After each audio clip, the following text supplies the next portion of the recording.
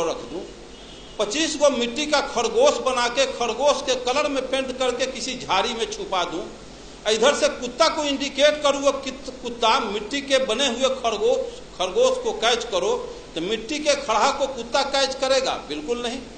मिट्टी के चूहा को बिल्ली कैच करेगी? बिल्कुल नहीं। जब मिट्टी के चूहा को बिल्ली नहीं कैच कर रही है, मिट्टी के खरगोश को कुत्ता कैच नहीं कर रहा है, लेकिन हम मानो माटी के हनुमान, शिव, शंकर, दुर्गा, पार्वती, गणेश बना के पेंट पोचारा करके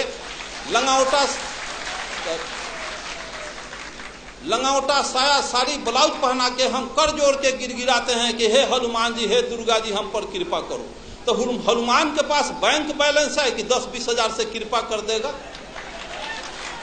वो माटी के दुर्गा के पास लैंड प्रॉपर्टी है कि पटना में 2-4 कट्ठा रजिस्ट्री जमीन का कर देगा? इसका मतलब हम मानव असल नकल के पहचान करने में कुत्ता बिलाई से भी बदतर हैं। साथियों, आप अच्छी तरह से जानते हैं व्यवहार में, लेकिन ज्ञान के अभाव में हम रियलिटी पर नहीं पहुंच पाते हैं। जब यह दर्शन है कि ऊंची नीची भूमि अच्छी पैदावार नहीं दे सकती, ऊंची नीची भूमि अच्छी पैदावार नहीं दे सकती, उभर खाभर रोड रास्ता अच्छी गति प्रदान नहीं कर सकती, तो जिस समाज में ऊंच नीच छुआछूत के भेदभाव रखने वाले लोग क्या समाज राष्ट्र का कल्याण कर सकते हैं?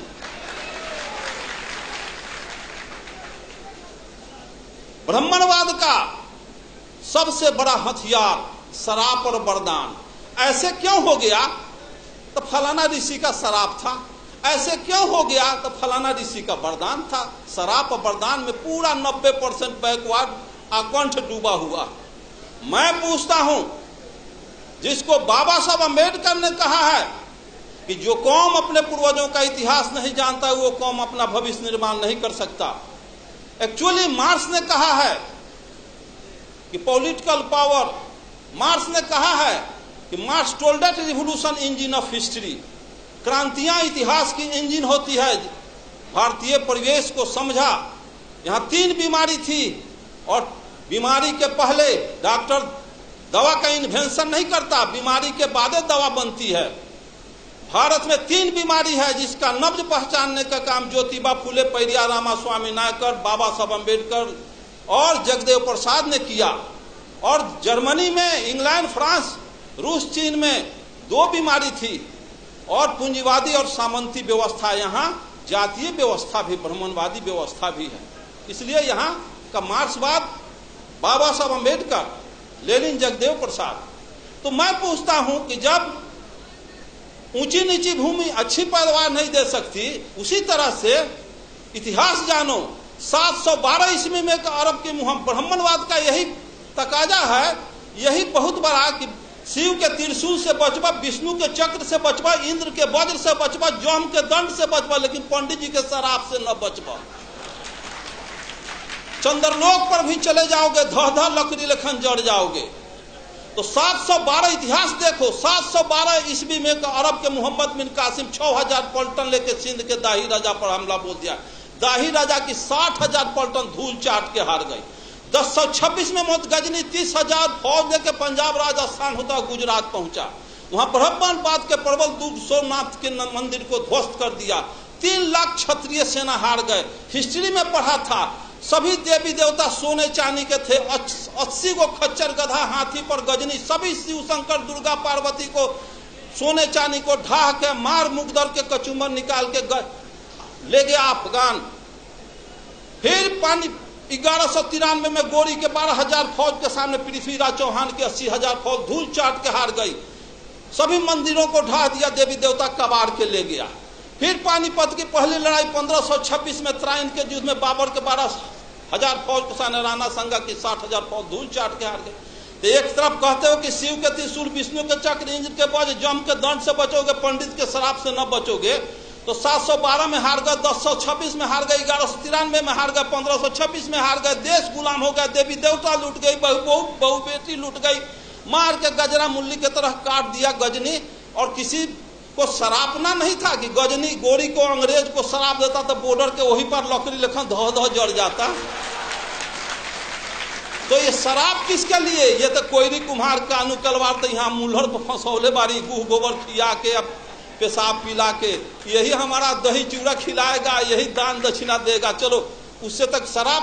मैं पूछता हूँ कि इसमें इस रास्ते से बिजली की तार गई है, इसमें करंट प्रवाहित हो तो उसको तार को छुएगा आज तो करंट आज मारेगा कि 6 महीना के बाद मारेगा?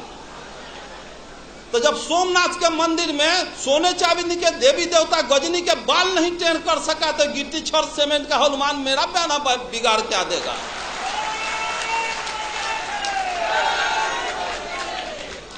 और यहाँ के मूलवासियों का एक ही उपाय है, जो मेश्राम साहब का तो सुने ही हैं और सुनेंगे। जिस स्थिति में आर्यों के पोजीशन में हैं, आर्य जिस पोजीशन में हैं, सिर्फ वही पोजीशन जो पोजीशन सर्प और चूहा का है।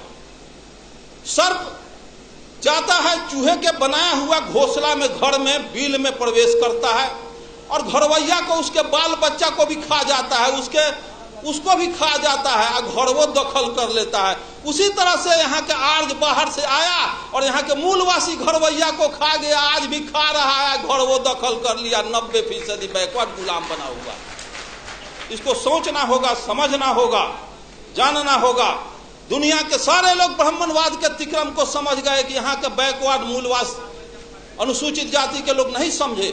1945 में हिरोशिमा नागासाकी पर परमाणु बम गिरा तो ब्रिटेन के प्राइम मिनिस्टर चर्चिल का हृदय पिघल गया कि हिरोशिमा में, जापान में लाखों आदमी के निधन पर। तो इंटरनेशनल कमेंट किया चर्चिल और कहा कि हम अमेरिका को समझदार समझते थे लेकिन अमेरिका समझदार नहीं निकला। किसी राष्ट्र को बर्बादे करना था तो परमाणु बम काहे लग गिराया? भारत से 4 गो ब्राह्मण लेकर जापान में बसा देता, उसका सर्वनाश कर देता। तो 4 ब्राह्मण किसी राष्ट्र को बर्बाद कर सकता है। और जिस देश में घरे घरे ब्राह्मण बसा, अगुआड़ा पछुआड़ा ब्राह्मण मरवा गाड़ के छोड़ जात, सत्यनारायण झूठनारायण अंगना में बोला करके अपन कार्य को संपादित करता है, उस देश के बैकवर्ड को कभी कल्याण होने वाला है? पिछड़ा का कल्याण होने वाला है? जब 1919 में ब्रिटिश सरकार अधिनियम 7 के तहत ब्राह्मणों को जज बनने पर प्रतिबंध लगा दिया और यह कहा कि इनके अंदर न्यायिक चरित्र नहीं होता है, तो ब्राह्मण के सारे तिक्रम को अंग्रेज मुगल समझ गए, लेकिन यहाँ के माँ आज तक मूलवासी नहीं समझे हैं, जिसका नतीजा 90% 85% होने के बाद भी 10% सवर्णों आर्यों का हम चमचागिरी कर रहे हैं। साथियों, भारत माता, अरे जब भारत माता कहते हो, यहाँ का लालू प्रसाद, नीतीश, मुलायम के मीटिंग में भी जय भारत माता की जय, सब समझना चाहिए। भारत माता अगर हो तो दुनिया के जितने भी देश हैं, सब देश के नागरिकों को अपने अपने देश को माता का संज्ञा देना चाहिए। भारत माता अगर कहते हैं तो पिता भी कहीं छुपा हुआ होगा, बाबुओ जी कहीं हुई हैं।